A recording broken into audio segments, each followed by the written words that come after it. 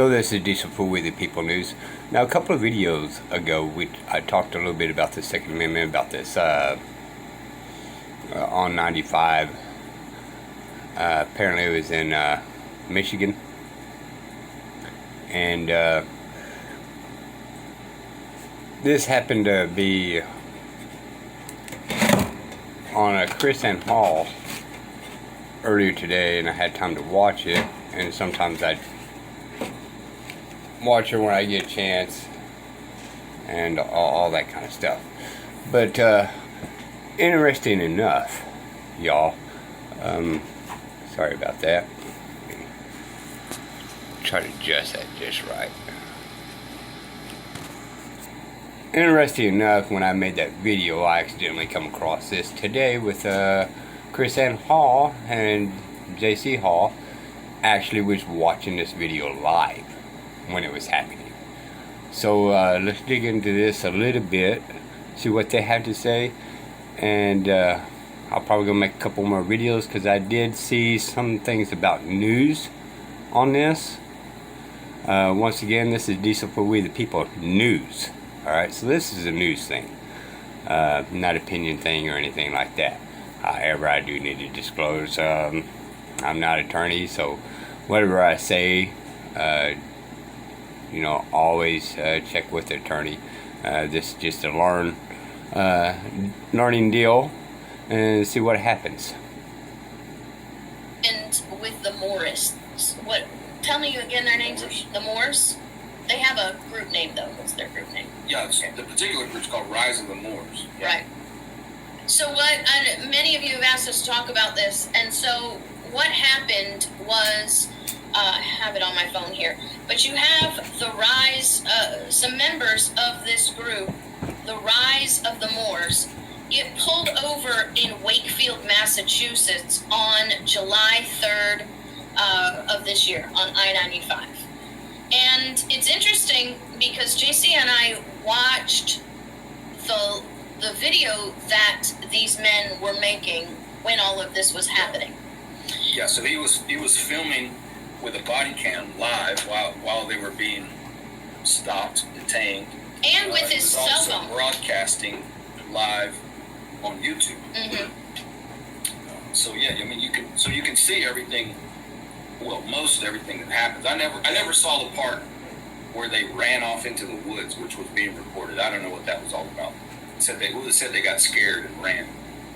Well, I'm looking here at an MSN article, right? 11 men involved in the July 3rd standoff on I-95. That word, that term standoff, yeah, gives you a completely different perception about what really happened. Right. Because a standoff is what you think of when you think of, having a hostage, it wasn't a standoff. They were detained by the police. There was no standoff. But you wouldn't even, the only people that were pointing guns were the police. Correct. You can go, it's Rise of the Moors on YouTube. You can go watch their videos. You can see what was happening. There's no standoff. So this is that's a trigger word. Mm-hmm. So the media and the government is using this trigger word, and maybe the government agents fed that word to the media. I don't know, but it's a trigger word, and so again, you could watch the video that they filmed. There's no standoff. They were detained. That's right. it.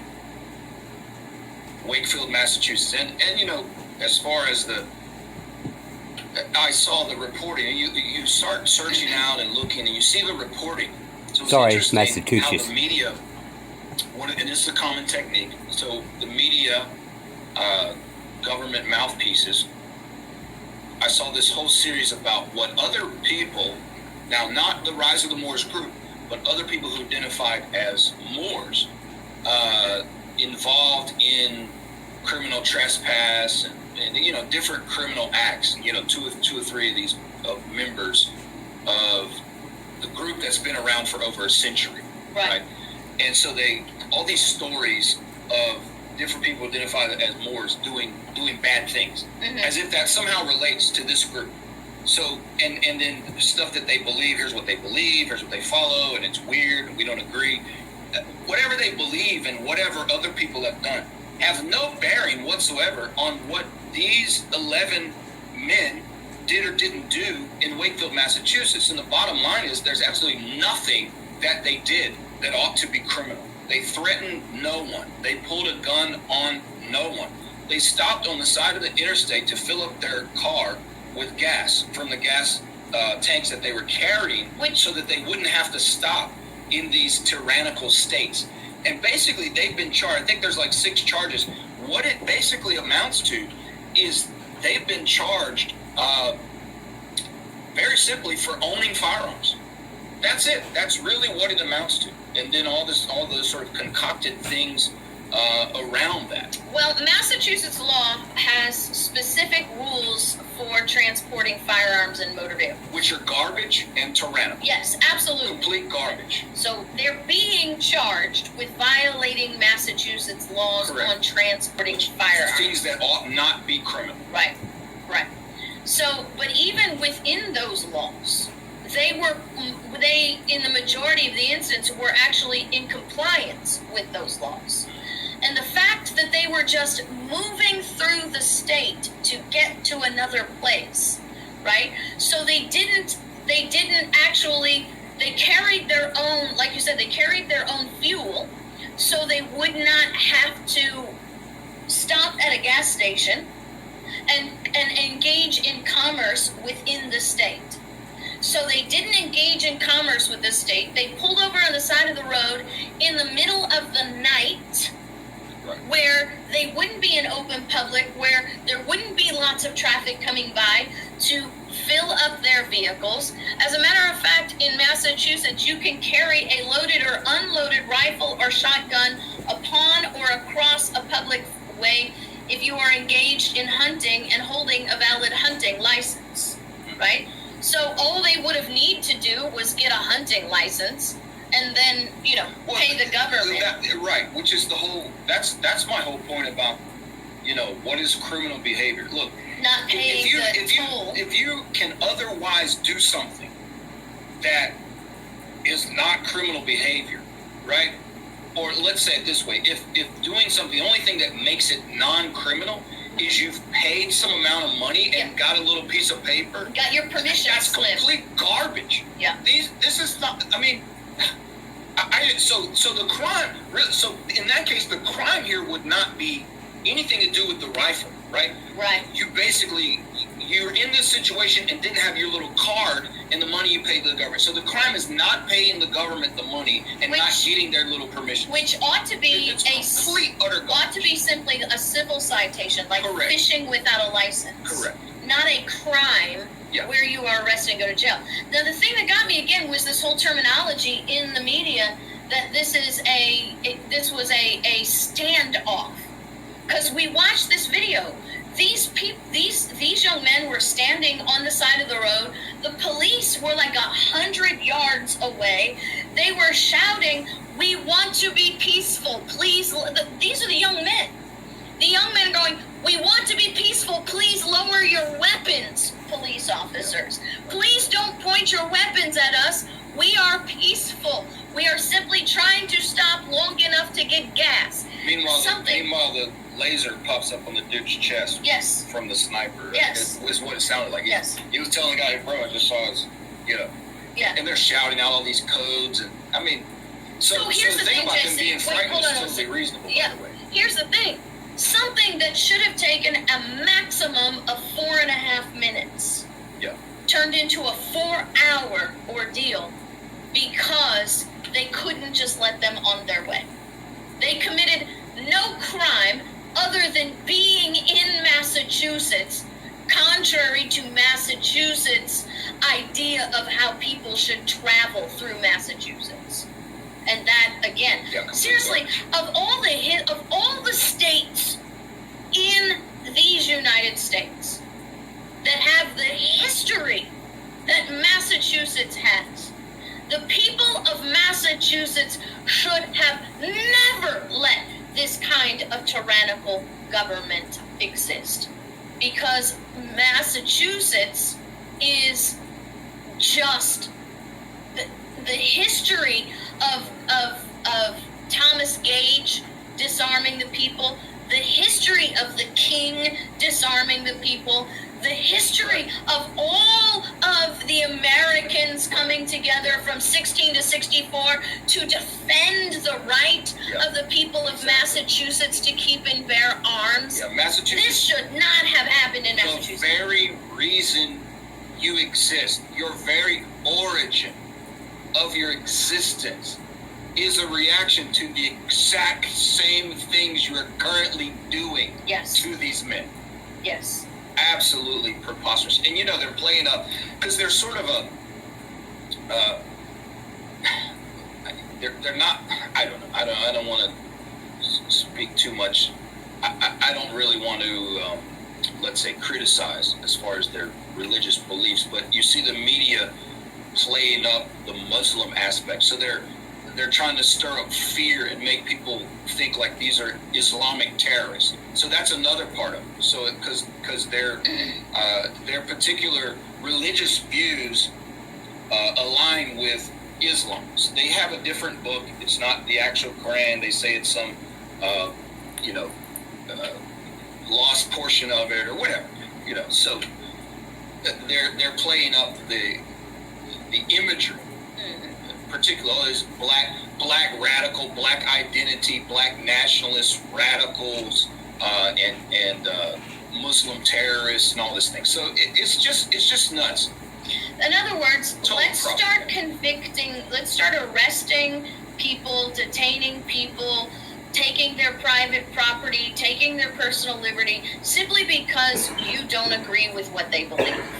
And if we can't get past this end of our noses and realize that the Marxists are setting up a situation where bad facts make bad law, right? So then they can turn it around and do the same thing to Christians. So if you are a conservative, if you are a Christian who has even a modicum of a leaning to constitutionalism, and you support putting people in prison simply because arresting or detaining people or taking property rights or liberty from people simply because they're associated with a particular religion you don't agree in.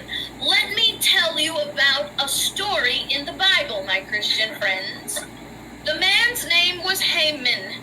And Haman built a gallows because he didn't like the Jewish scribe named Mordecai.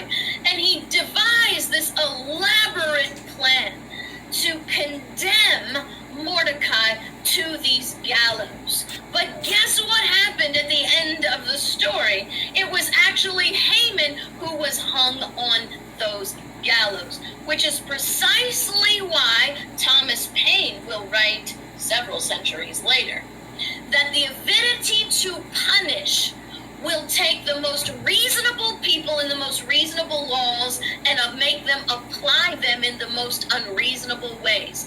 He says, if a person wants their liberty to be secure, they must guard the liberty of their enemy as if they were guarding their own. For the laws that you create to condemn your enemy will create the laws that will condemn you. And that's where we are. And That's where we are. So don't come at us in this little chat room and say, oh, but didn't you know Moors is another term for Muslims and they're Muslim radicalists or whatever. And by the way, they don't even follow the Quran. It's a completely different writing, so you can't even talk about that. And this term Moors is not the historical term that you know. It's not It's not the Moors of not the Moors Othello. that invaded, Spain and Italy Yes. or whatever. It's not even that. But the point is, it's completely immaterial. Yes, To I would this say it situation. doesn't matter even if they Completely were. Immaterial. They are not Muslim terrorists. They are not domestic extremists, at least not from what we know from this situation. In this situation, the facts of this case, this group, first off, you look at this particular group, they'll call themselves Moor, whatever, Moor, it's not even Moors, but it's that's sort of shorthand, but it's whatever, the Moorish temple, blah blah blah. So I mean, from my point of view, it's an odd, there's some odd details to whatever they believe, but who cares? It's what they believe, and they're not threatening anybody. And in fact, part of the tenet, one of the tenets of their faith is peace, to live peaceably. Right. And so apparently from the Rise of the Moors group, and I watched all their videos and listened to them, that their group is like a security force for their people, like a defense of our people are in trouble and they need defense. They're not, I saw no any place whatsoever of them advocating some overthrow or attacking or anything like that. So basically got a group of guys, again, whatever the belief, their religion and ideology, completely immaterial. You have a group of guys with their guns going to Rhode Island to do gun training and survival and camping. Okay? The Rise of the Moors did nothing wrong. And let me period. just... That's the bottom line. Massachusetts is tyrannical, and these law enforcement officers are disgraceful. That's it. That's what it is. Period. Let me just kick it up a notch for you. I don't even care if the government has classified them as domestic terrorists or an extremist group. That does not justify arresting and detaining people who have committed no violent harm to someone else. Can I just say that I agree with Christopher Wray, the director of the FBI, in one thing? He said in his little congressional hearing, hey, we're not focusing on groups, we are focusing on people who commit violent acts. Now, whether that's a truthful statement about the FBI is something else to have a completely different discussion on. But that's how America was established. Our criminal justice system was established to punish evil, and you don't have the authority to prevent crimes for punishing people before they've done anything wrong. There is no such thing as crime prevention without tyranny, period. So, look, it doesn't matter what you think about these people. It doesn't even matter what the Massachusetts police would think about these people. It doesn't matter what the Massachusetts government thinks about these people. It doesn't matter what the federal government thinks about these people. We must stand and say, if they've harmed no one, and can I just say this one, even be a little bit more specific? If these individuals, I don't care if they're members of their group have harmed people, if these particular individuals have done no harm, then you must leave them alone.